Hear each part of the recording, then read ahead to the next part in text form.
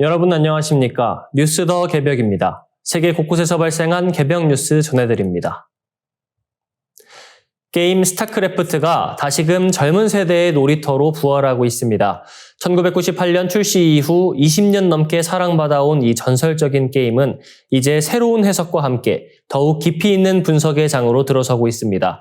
특히 동양 철학의 음양오행으로 바라본 스타의 새 종족 해석은 놀라운 통찰을 전해주고 있습니다. 1998년 출시된 스타크래프트 1은 2025년 현재도 여전히 수많은 팬층을 확보하며 국민 게임의 위상을 이어가고 있습니다.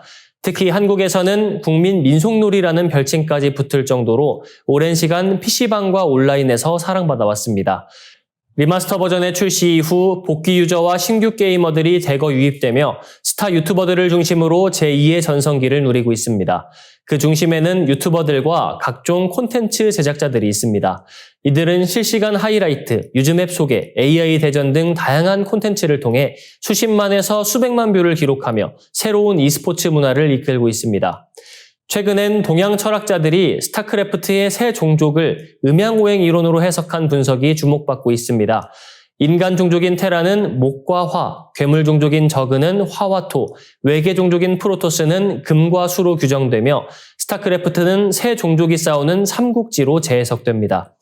테라는 다른 종족에 비해 건물을 많이 짓는데 이 건축은 오행에서 목에 배속됩니다. 기본 유닛인 마리는 총을 쏘는데 스팀팩 모드에서 강력하게 발사하는 모습이 목 기운과 부합합니다.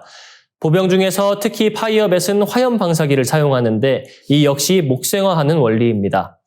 시즈 탱크 역시 긴 사거리와 폭발적인 파괴력이 목생화의 이치로 해석 가능합니다. 특히 테란이 한국 유저들에 의해 강종으로 거듭났다는 점은 한국의 정역 8괴상 감방, 즉 동방 목기운과 맞물린다는 설명입니다. 저그는 흙과 불의 기운을 상징합니다.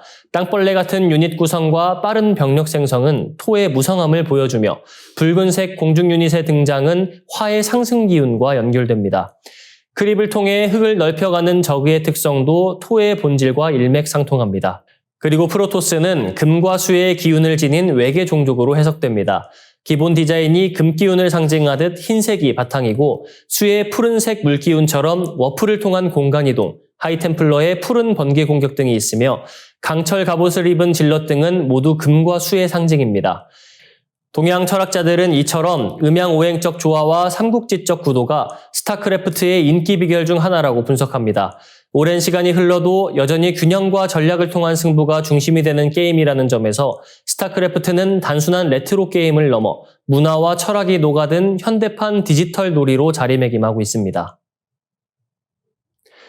미국의 반도체 수출 제한이 오히려 중국 기술 굴기에 불쏘시개가 되고 있다는 분석이 나옵니다.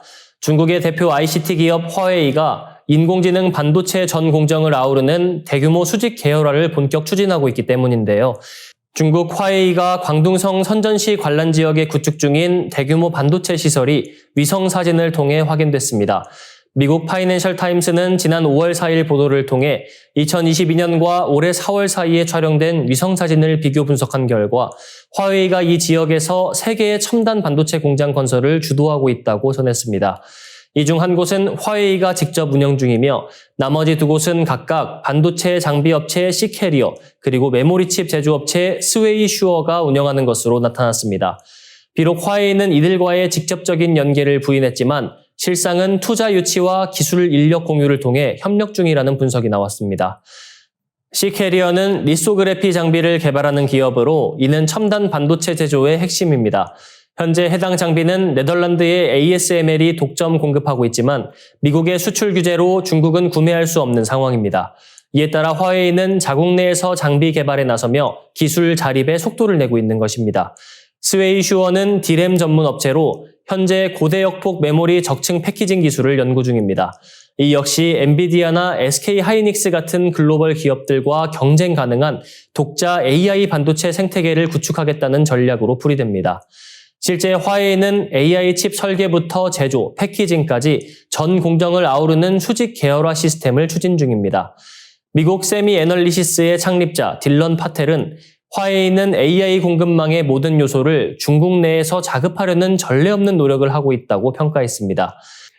화웨이의 독립 구상은 과거에도 전례가 있습니다. 미국의 구글 OS 사용 제한에 직면했을 당시 훅멍이라는 자체 운영체제를 개발한 데 이어 최근에는 엔비디아의 AI 칩 수입이 막히자 자체 칩인 어센드 910C를 개발해 대량 공급에 나서고 있습니다.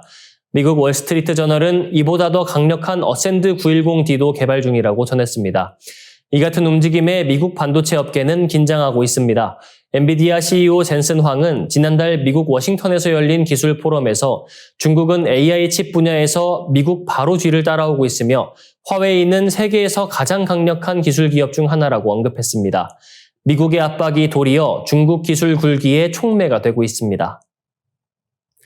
국내 연구진이 나이가 들수록 나타나는 근육 약화와 운동 기능 저하가 근육 자체가 아닌 뇌에서 시작된다는 사실을 과학적으로 규명했습니다.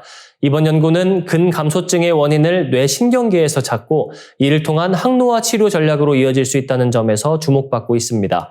한국연구재단은 경북대학교 김상룡 이준영 교수, 남영표 김세환 박사, 그리고 한국뇌연구원의 김재광 선임연구원이 참여한 공동연구팀이 노화에 따른 근육량 감소가 중뇌의 흑질 선조체 도파민 신경계 기능 저하에서 비롯된다는 사실을 밝혀냈다고 5월 13일 발표했습니다. 흑질 선조체 도파민 신경계는 뇌에서 운동을 조절하는 핵심 회로로 노화에 매우 민감한 영역으로 알려져 있습니다. 그동안 이 신경계와 운동 능력 사이의 연관성은 주목받아 왔으나 이를 근감소증 예방이나 항노화 치료에 연결지으려는 시도는 거의 없었습니다. 연구진은 노령 생쥐 모델을 이용해 도파민 신경세포 내 항노화 인자인 시르투인3의 발현이 노화에 따라 감소한다는 점을 확인했습니다. 시르투인3는 포유류에서 노화 억제와 에너지 대사 조절에 관여하는 단백질로 알려져 있습니다. 이에 따라 연구팀은 도파민 신경세포 내 시르투인3의 발현을 유도하는 유전자를 주입했고 그 결과 미토콘드리아 기능이 활성화됐으며 노화 표지 단백질의 발현이 줄어든 것을 확인했습니다. 이러한 변화를 보인 생쥐를 대상으로 한 운동기능평가에서는 근육량 유지와 함께 운동능력 저하가 현저히 완화됐으며 신경과 근육이 만나는 신경근접합부의 구조도 안정적으로 보존된 것으로 나타났습니다. 김상룡 교수는 이번 연구는 노화에 따라 누구나 겪는 운동 능력 저하와 근감소증의 근본 원인이 뇌 운동 신경계 기능 저하일 수 있음을 보여준다며 신경계의 보호를 중심으로 한 맞춤형 항노화 치료제 개발로 이어질 수 있는 과학적 기반을 제공한 것이라고 강조했습니다. 이번 연구 결과는 생화학 분자생물학 분야의 국제학술지 신호 전달 및 표적 치료에 5월 12일자로 게재됐습니다.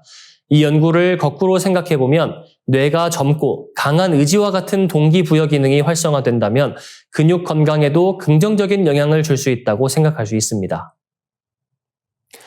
전 세계 강에 해마다 8,500톤에 달하는 항생제가 흘러들어가고 있다는 충격적인 연구 결과가 나왔습니다. 이는 매년 전 세계에서 소비되는 40가지 주요 항생제 총량의 30%에 해당하는 수치로 인류와 생태계를 위협하는 심각한 오염 수준입니다. 이번 연구는 오스트레일리아 맥길대가 주도하고 세계 각국 연구진이 참여한 국제 공동연구로 전 세계 900여 개 강의 데이터를 토대로 진행됐습니다. 연구진은 약 2,380만 킬로미터에 이르는 강에서 수집한 샘플을 분석한 결과 대표적인 항생제인 아목시실린이 위험 수치에 도달했다고 밝혔습니다.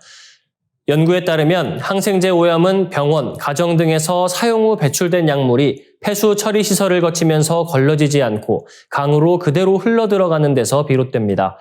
사람이 복용한 항생제 중 최대 90%가 그대로 체외로 배출되며 이로 인해 항생제는 강물 속에 지속적으로 누적되고 있습니다.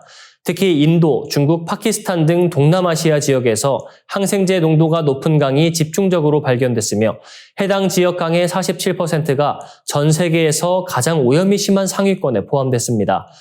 연구진은 오염된 강 인근에 거주하는 인구가 약 7억 5천만 명에 이른다고 추산했습니다. 이는 지구 전체 인구의 10%가 독성 수준의 항생제에 노출돼 있다는 의미입니다. 연구를 이끈 헬로이사 에알트 마세도 박사는 농도가 낮은 항생제라도 장기간 유입되면 수생 생태계는 물론 인간 건강에도 심각한 영향을 줄 수 있다고 경고했습니다. 실제로 항생제 내성균에 의한 사망자는 매년 70만 명에 달하며 유엔은 2050년까지 그 수가 연 1천만 명에 이를 수 있다고 전망한 바 있습니다. 한편 이번 연구는 사람에게 사용되는 항생제만을 대상으로 했으며 가축 농장이나 제약 공장에서 배출되는 항생제는 포함되지 않았습니다. 논문 공동저자인 짐 니셀 교수는 이러한 수치만으로도 이미 항생제 오염이 매우 심각한 상황임을 보여준다고 강조했습니다. 연구진은 오염 방지를 위한 감시 체계 마련과 함께 전 세계 폐수 처리 시설 개선이 시급하다고 지적했습니다. 이상으로 뉴스 더 개병 마치겠습니다. 시청해주셔서 고맙습니다.